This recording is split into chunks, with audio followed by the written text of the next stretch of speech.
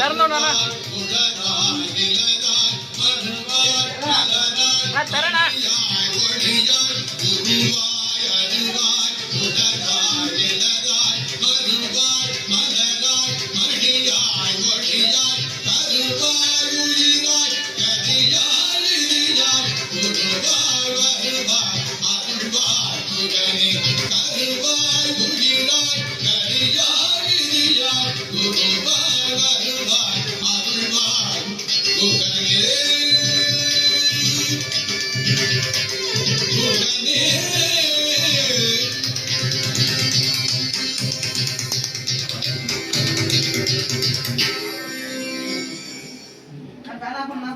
அழைப்போக்கு அருள் செய்யும் கந்தன் தான்